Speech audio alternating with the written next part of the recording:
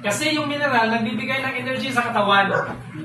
Pag may energy, may power. Pag may power, may Knowledge. ilaw. Knowledge. Di ba? Diba? Pag may power, may ilaw. Try natin. May power. Lumay-ngay. May power? Ayan, wala kayong power. Oh, may power? Ibig sabihin, umilaw, merong power. Dahil may power, merong energy, mineral. Ano kasimple? Pag acidic ang katawan mo, acidic din iniinom mo, ma-maintain mo ang katawan mo na acidic.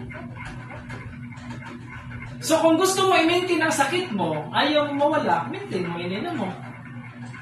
Di ba? Simple. Kung gusto mo mawala sakit mo, iwasan ang mga acidic na tubig, iwasan ang mga pagkain na pa-acidic na katawan. Ha? So congratulations kay ate. Oh, tingnan mo. Alkaline.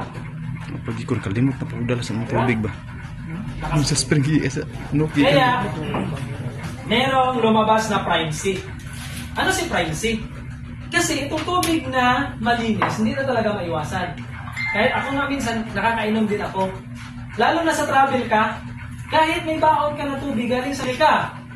So, ang maganda, merong prime C. No?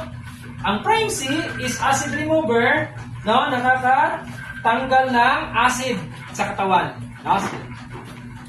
Nakaka-neutralize ng acid sa katawan. Kung may mga bukol ang mga joint, rheuma, arthritis, kaya niya i-flush out o ipalabas yung uric acid. Kung may asin sa sikmura, sobra na ang asin, no, heartburn or acid reflux, nakakatanggal din siya. Dahil kung walang asin ang katawan, strong ang immune system, wala tayong mararamdaman na sakit. Kumbaga, balance lahat. Okay? So, sa may diabetes, high blood, sa may mga sakit sa puso, maganda ito, sakit sa bato, sa kidney. Maganda ang prime C dahil sa kanyang sangkap na trace minerals. Meron din siyang glutathione, collagen, at saka rosehip, at saka mobile. Sa may mga diferensya sa utak, yung memory gap, malimutin na, di ba? Minsan, malagay ang supply dito. Kalimutan na. Oh, kalimutan na saan ang supply. Ang mas masakit, nakalagay yung eyeglass. Hanapin, saan ba yung eyeglass ko? No? Nandun pala sa mata. Nakakabit. Ang mahirap niyan, paggabi, tinanong mo, mister mo, anong pangalan mo? Sampanin ka. Hulianin. Katulong ito.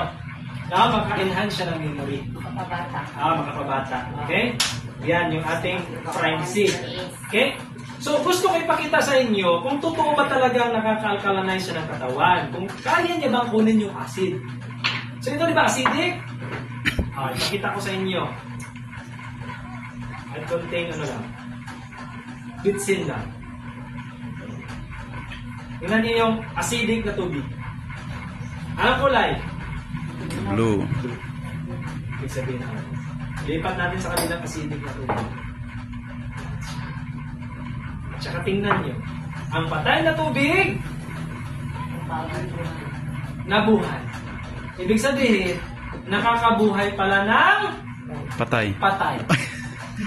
Patay. At tubig. May nakilala kayo? Kasi mangita sa Kapag dito. kayo dito na patay. Patay dito. Puntahan natin. Patakan. Wala na dyan mamatay. Patay na tao. Patay na mga selula. Dead cells. Kaya niyang buhay dahil sa collagen. Try nyo research ang collagen. No? Responsible siya sa pagbuhay ng ating mga selula. Dahil sa mga radiation, chemicals, lahat ng mga stress, lahat ng mga ginagawa, lifestyle at bad habits. Minsan palagi tayong manervyos, Master na gusto na kayo. magulat, o matakot. Millions of cells na mamatay. Kaya, kung wala tayong iniinom na nakakapagpabuhay ng cells natin, pagdating ng panahon, posible tamaan tayo ng cancer. Kasi yung namatay na cells, pag hindi mabuhay, hindi makarecover, magiging cancer cell yun. Yan ka-importante yung ating privacy. Now, magaling ka mag-imbita, asinsubuhay mo dito. Kasi pag marami kang ma-invite, marami kang natutulungan, madaling kang madaling kakapal ng isa. Sa ngayon, ako alam ko na. Mas ako natakasan. Pero sunod, sila na naman yan. No? Next balik namin, sila na yan yung speaker. Yan, no? Yung picture dyan, sila na yung speaker. Okay? So, pag dalawa, na-invite nyo, pwede. Bata mo. Diba? Another, may 400 ka plus 500. So, meron ka na naman 900. Dalawang 900? Diba? Dalawang tao lang. Bumili ng produkto. Membro din sila. Meron ka ng 1,800. Bumili ka lang naman, tapos nag-imbita. Yung in-invite mo, kami nagpaliwanag. Nagustuhan yung produkto, ininom, gumaling. Nagpamembro.